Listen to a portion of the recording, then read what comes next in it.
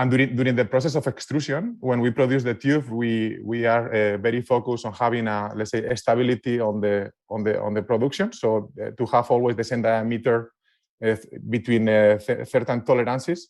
And this is something that we cannot control with the natural gut. The natural gut is coming from the animal. There is a process of standardization in the when you process that, but we have the ability of control that, and we have the ability of making the converting, doing the sticks that we are going to use at the end.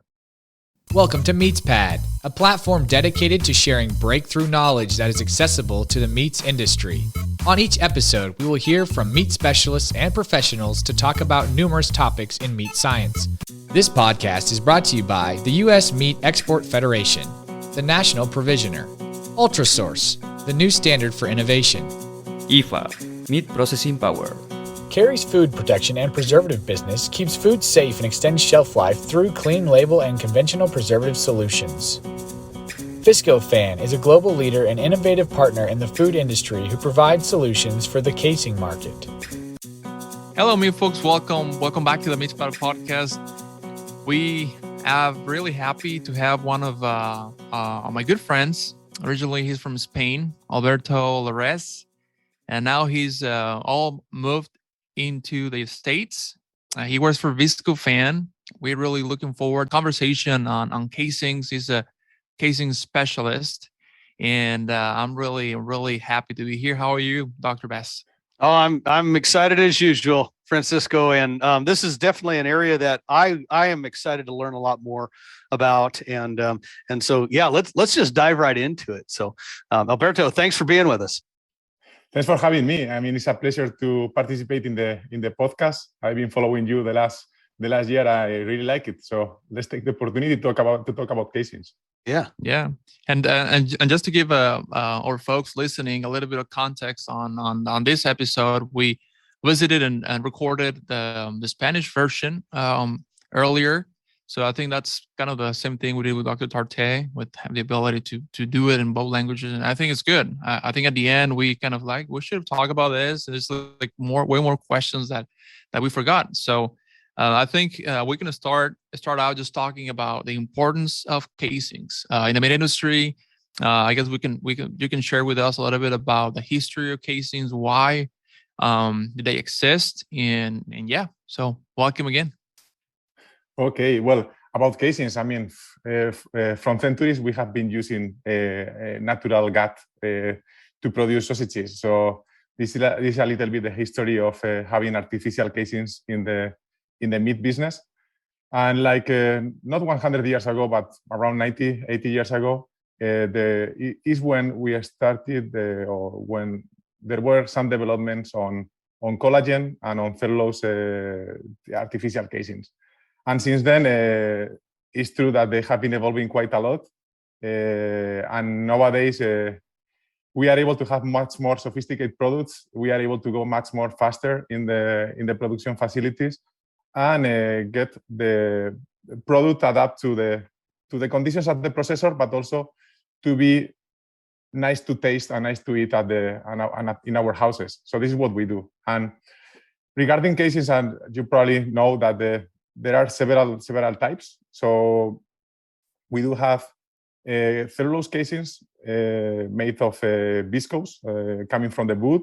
We have fibrous, which is also similar to the cellulose because they are made also with viscose, but they have an abaca paper in the middle of the layers, just to give a good stable diameter while stuffing and give more resistance to that type of casing.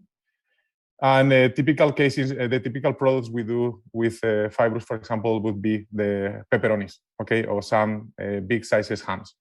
About the cellulose, the typical products we usually see in our supermarkets are the hot dogs, okay.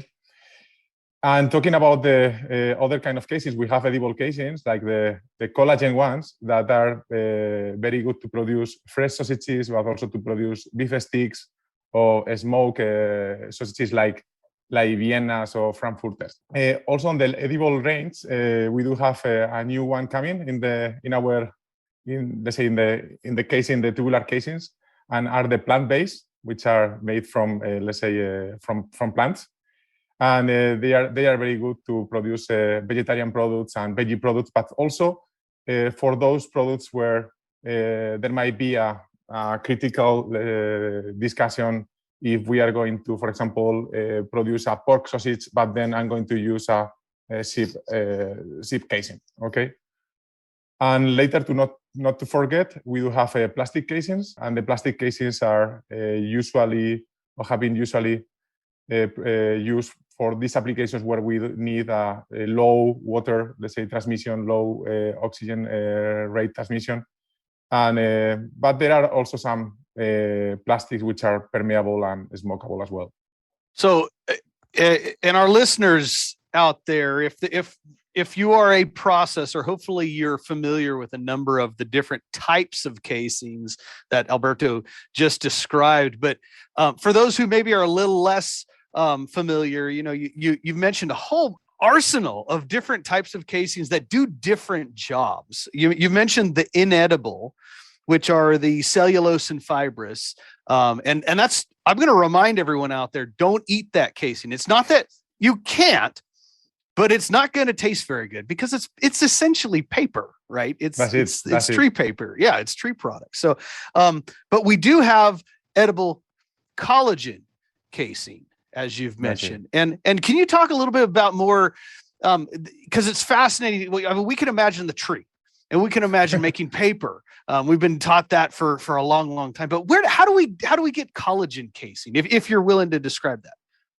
Sure. I mean, well, we are using the hides of the cattle hides, and from these cattle hides, we are just taking one part of the collagen. So this collagen is already processed when we receive it in our factories, and we are processing this collagen. We are making a collagen dough, an emulsion, and depending on which type of casing or which type of sausage we want to produce, our recipe for that collagen will be different. So it's not the same to produce for a hot dog than to produce for a breakfast sausage. Okay, we can talk about that later. And then this emulsion, this collagen dough is going through a concentrical, let's say, ring. So we are just making a tube, and this tube has to be somehow coagulated, cross-linked to produce a tube that is going to be the final tube that we are going to use in our factory, or we are going to stuff and produce our sausages. Of course, this tube is something that would not be helping us too much in a factory, because we will need to load by hand, and we are doing that process as well. So what we do is what we call is the converting or shearing, which is the ability of making pleats, a lot of pleats on this collagen, and compressing that until having, for example, like 1 meter per centimeter, for example. Okay. So we are compressing a lot this casing, and we make this casing ready for our customers. We're discussing earlier on the Spanish format that there's some folks out there trying to make the transition from hand crank stuffing, maybe to a piston stuffer, to a vacuum stuffer, and I guess we can have a whole discussion about that. But what really was fun to me, tell us about the advantages, like for, let's say, production-wise. Some processors, like, they're doing it all by hand, which is fine. There's a market for everything. The casing, natural casing. Tell us about benefits of going from natural casings, and I mean, you're working on some projects on that. As far as production, more a uniform, standard size.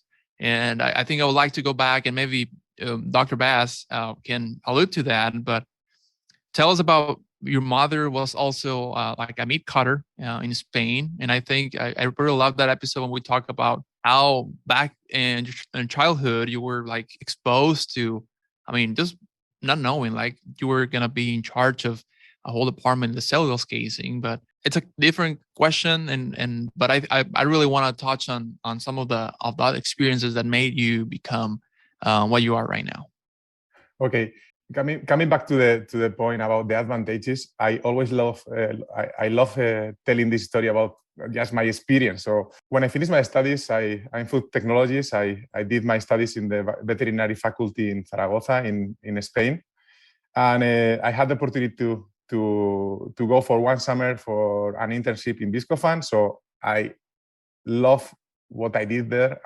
It was just a discovery for me. What I learned about the sausage processing. I was involved in a lot of different products. Well, my mother has a butchery. She has been butcher since ever. Okay. And but we have only three small butcheries. They are doing very artisanal products. They have a piston stuffer in their place, and they were producing black puddings. And at that time, in 2007, there was a big crisis with the hog casings worldwide. So the quality was not so good, the availability was not so good, and they were suffering. So I was just one of the weekends I was coming back to my hometown.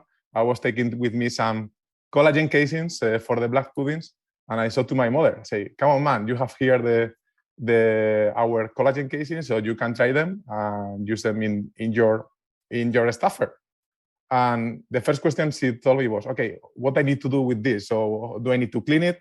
Do I need to put it in water for some time?" I said, "No. I mean, you just need to take it, put it in the stuffing horn, and start stuffing." She did that, so she had a very reliable stuffing, no breakages.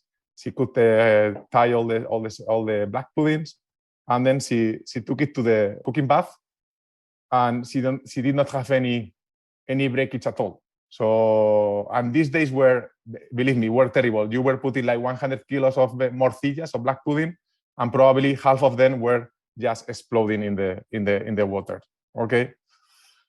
And she was very surprised. And after all of that, she told me, "Okay, Alberto, so these casings are very great. And if I need only to say something against that, is that they were all very uniformous. They were very even, very homogeneous in caliber, in size, etc." I say, "Okay, this is what the big processors probably are looking for. So they are looking for stability during the process, to have less giveaway, to have all these kind of benefits." And this is a little bit my history and how I explain the advantages of artificial cases versus the natural gut, for example.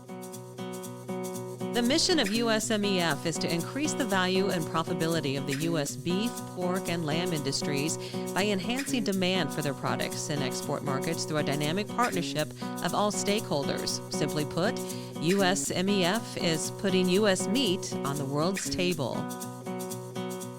Well, and I love how experience leads to innovation and interests in advancing technology, but clearly it's led to a passion for just trying to better the business, like you're saying.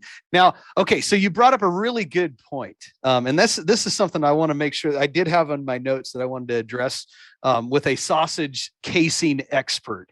Is that is the question that your mother brings to the table: synthetic casing or some of these produced casings that are different from a natural casing that has that natural curve to it. It has a unique texture to it, right?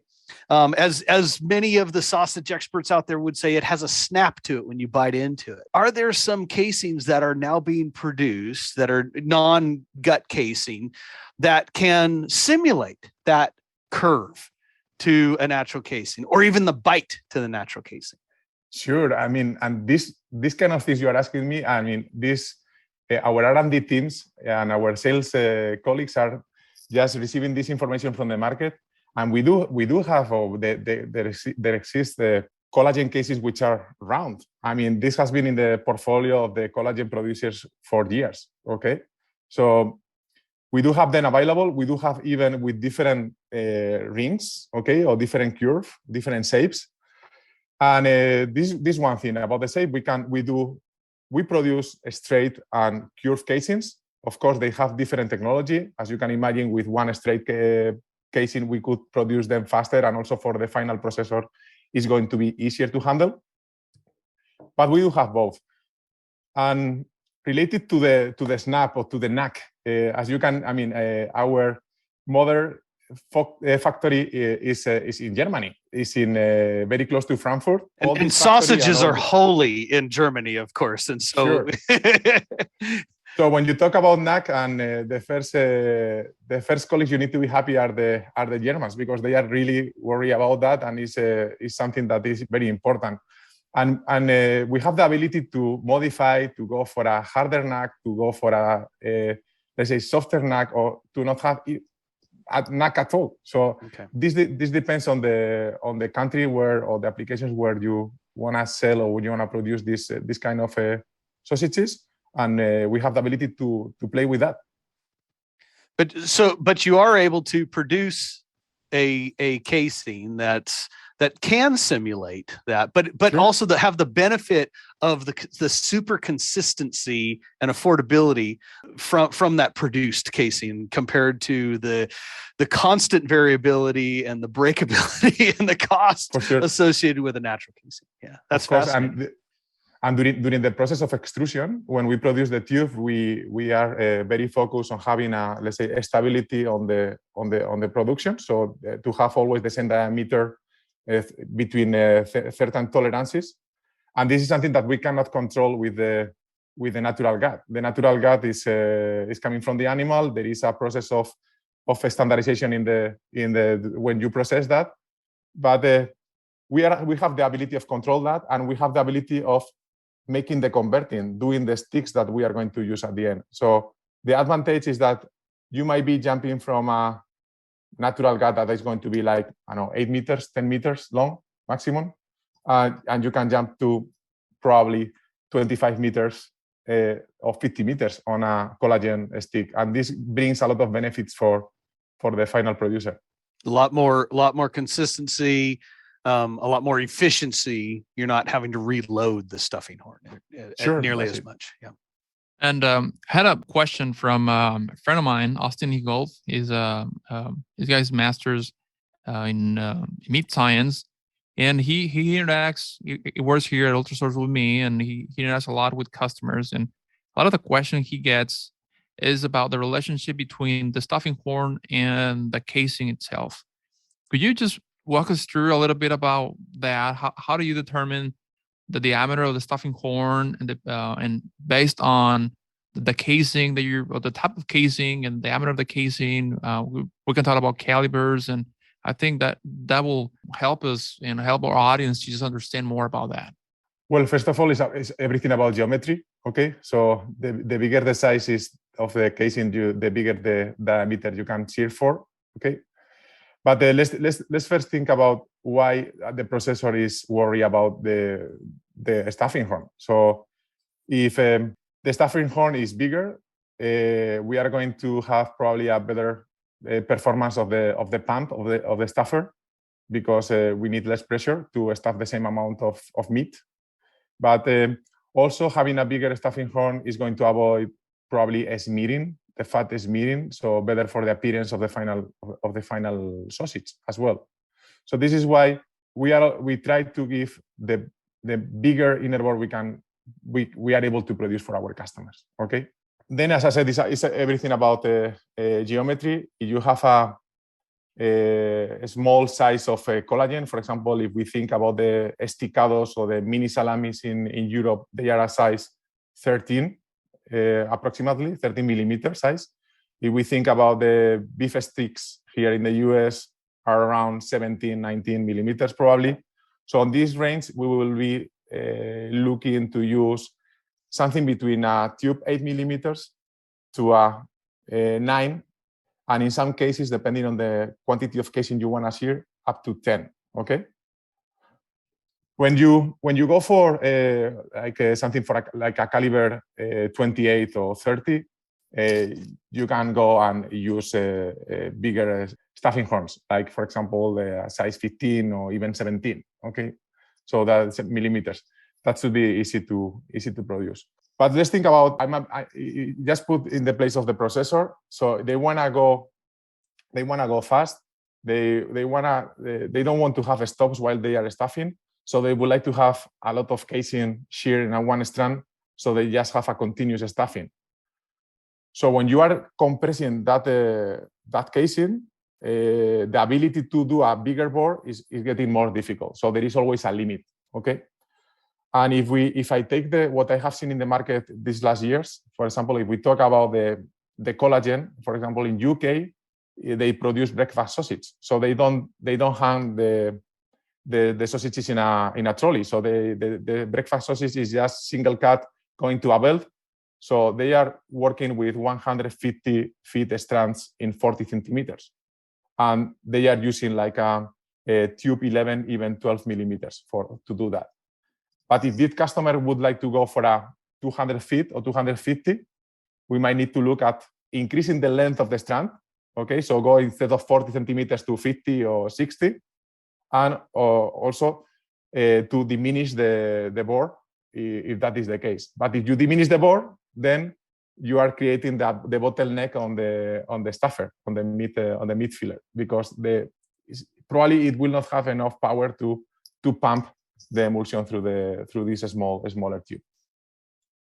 Well, and this is very good technical advice for folks out there. I mean, you have to fit the right piece to the right casing size, and there are ways of optimizing it. It seems like, but that's why it's important to talk to representatives such as yourselves, so that you can match the right product, the right casing product, to the right equipment piece. Right. So, well, and to continue along the lines of technical advice for the producers that are listening out there is, what can you tell folks about storage of these casing products, and temperatures and just how long can we hold on to these things?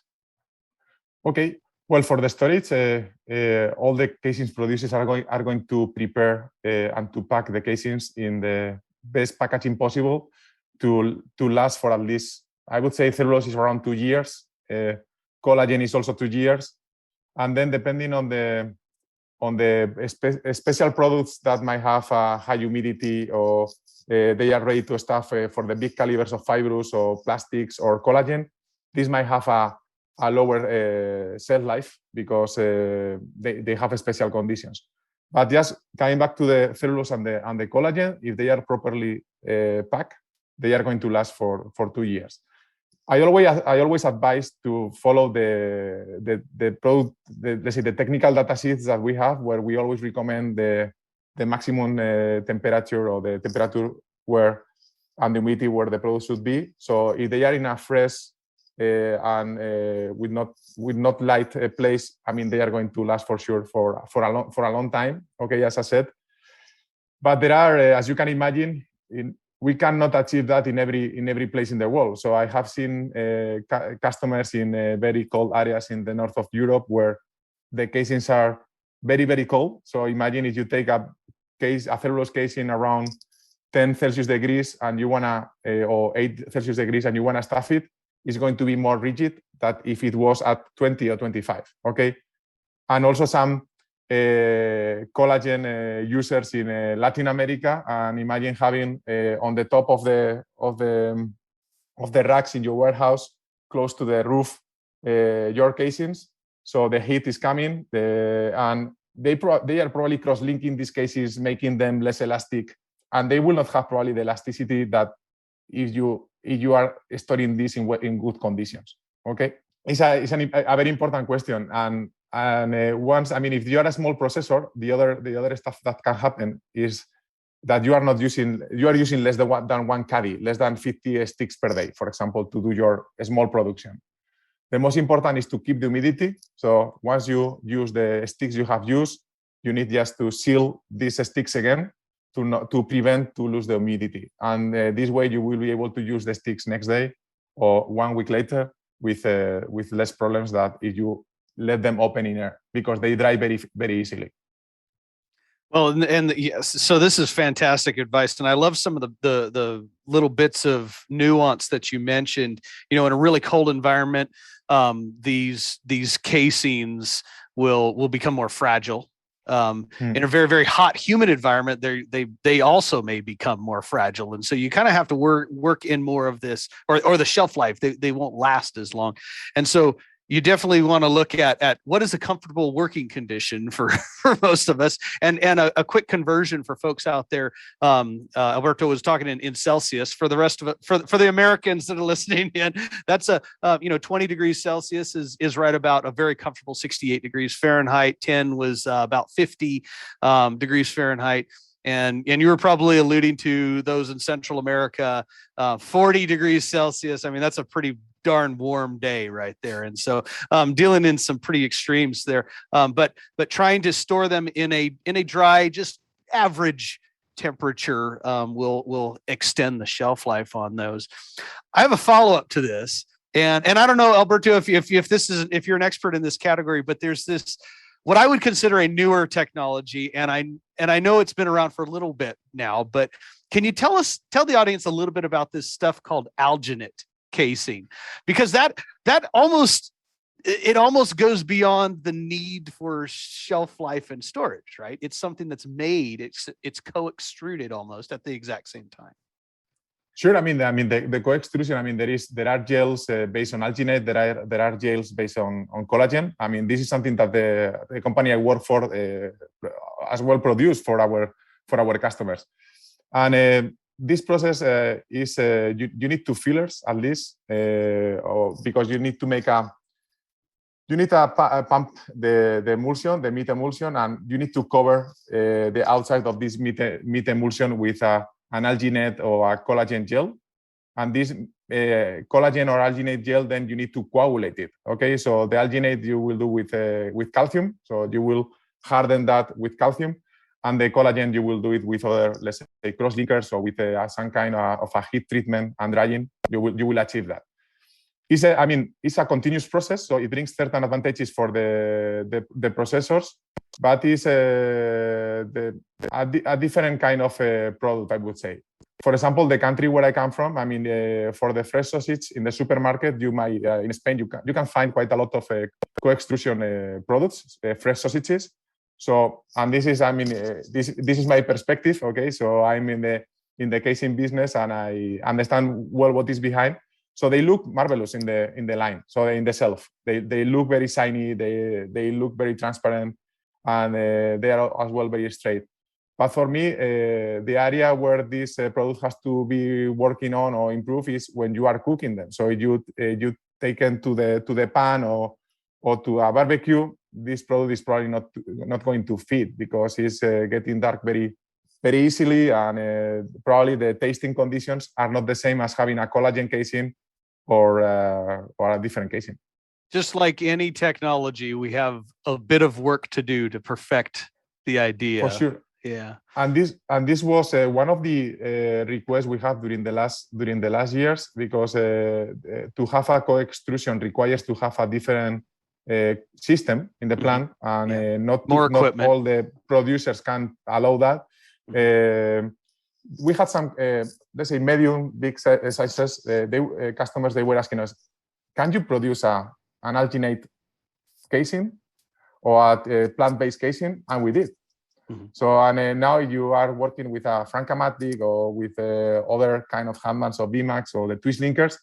You can be using this equipment you have and just use a plant-based casing. Well, and for those out there that have an interest in this idea of alginate casing, and literally it's essentially a plant-based product. Go to the Viscofan website. They have a great image of it, and you can kind of see the idea. But like you're saying, it requires additional equipment. Whereas your traditional casings, you just operate with a straight up any type of stuffer really, and go right to work. Any other advice for, try to optimize the stuffing process? So we talk about storage times, temperatures. I think we talk also about, do we have to use something? I've seen people putting some a little bit of fat or meat on the stuffing horn prior to stuffing. Is there like any type of temperature, like they have to set the casing at a certain temperature, or some methodology that you have to follow to optimize the stuffing? Because I see some folks that are just desperate sometimes. Like, I cannot figure it out why every 10 sausages my casing is rupturing or something like that you may encounter like little maybe rule of thumb for folks?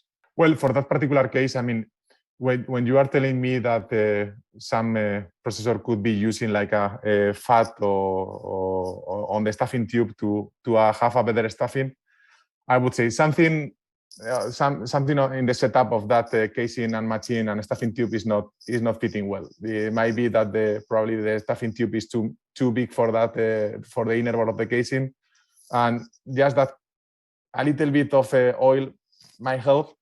But I would say, I mean, this is not recommended. I mean, if you have let's say a good casing, it should be stuffed without any type of issue in dry conditions.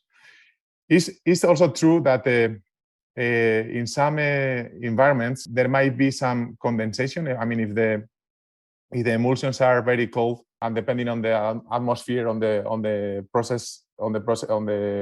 floor, there might be some condensation. And if this condensation happens on the stuffing tube, it's true that the casing might be more sticky. Okay, so we just need to be aware of that to find the right conditions to work with. I know I have one last thing, and well, maybe two more things. But quickly, could you just make a little overview on the cooking temperatures? I know we talk on the earlier about certain casings you may not exceed, and going back to your point, use the technical data sheets that you provide. But just like as a quick overview, just what are some of the recommendations you can give to processors like wanting to see like the maximum temperatures, like to just optimize a cooking process and not have any giveaways that you mentioned?